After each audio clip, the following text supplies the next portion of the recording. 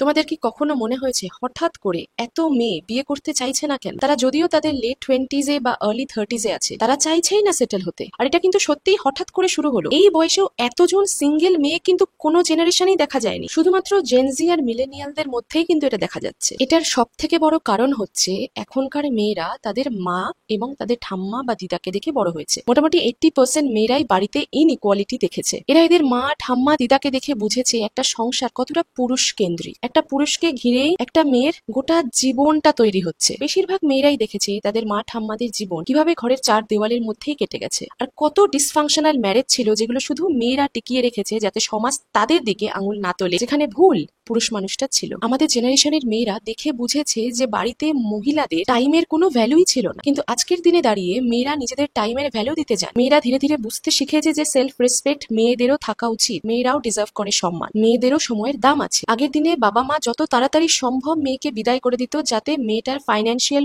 ফ্রিডমের দায়িত্ব তার স্বামী নিতে পারে। ফাইন্যান্সিয়াল ফ্রিডম মানে কিন্তু মান্থলি কোনো স্যালারি পেত না মেয়েরা। একটা রিচুয়ালি তৈরি হয়েছে ভাত কাপড়, তার মানে শুধু খাওয়া পড়ার দায়িত্ব নিত। আর এই খাওয়া দাওয়া কিন্তু ফ্রিতে আসে না, এই খাওয়া দাওয়ার এক্সচেঞ্জে মেয়েটি ছেলেটির পুরো পরিবারের দায়িত্ব নেবে। বেসিক্যালি একটা কেয়ারটেকার লাগবে যে 24/7 অ্যাভেলেবেল। আগের দিনে দাঁড়িয়ে মেয়েরা খুব বেশি এডুকেটেড হতে পারতো না, চাইলেও পারতো না, তাই জন্য কমপ্লিটলি তাকে হাজবেন্ডের উপর ডিপেন্ড করে থাকতে হতো। তাই জন্যই তারা আনহেলদি একটা ম্যারেজ থেকে বেরিয়েও আসতে পারতো না। অনেক ছেলে আমার ভিডিও অলরেডি দেখছে এবং অ্যালিমানি টাইপ করা শুরু করেছে, তাই জন্যই আমি জানাতে চাই যে অ্যালিমানি ছাড়াও কিন্তু ডিভোর্স হয়। সেই ভয়তেই অনেক মেয়ে অনেক আনহেলদি ম্যারেজে থেকে গেছে এবং তাদের ছেলে মেয়েরা এটাই দেখে বড় হয়েছে। কিন্তু আজকের দিনে দাঁড়িয়ে থ্যাঙ্কফুলি মেয়েরা এডুকেটেড হয়ে দাঁড়িয়েছে, মেয়েরা নিজের খেয়াল নিজে রাখতে পারছে, তারা ফাইন্যান্সিয়াল ফ্রিডমটা পেয়েছে, তারা চাকরি করার সুযোগ করে নিয়েছে। তাই জন্য আজকের দিনে দাঁড়িয়ে মেয়েদের বিয়ে করাটা একটা সার্ভাইভাল কিট নয়, এটা একটা চয়েস। কিন্তু বিয়ে ব্যাপারটা আরো কমপ্লিকেটেড বানিয়ে দিয়েছে হাজবেন্ডের ফ্যামিলি। অনেক পরিবার আছে যারা চায় তাদের বউ চাকরি করুক, তারা পারমিশন দিয়েছে, কিন্তু তার সাথে হাউস হোল্ড ওয়ার্কও করতে হবে, যেটা একদমই ইমপ্র্যাকটিক্যাল। তখনকার দিনেও যে 5% মেয়েরা চাকরি করতো, আজকের দিনে দাঁড়িয়ে জবের যা প্রেশার আর যে পরিমাণ স্যালারি, এই দুটো পরিমাণ কিন্তু আগেকার দিনের পরিমাণের সাথে কখনোই তুলনা করা যায় না। আজকের দিনে দাঁড়িয়ে যে কোনো জবের স্ট্রেস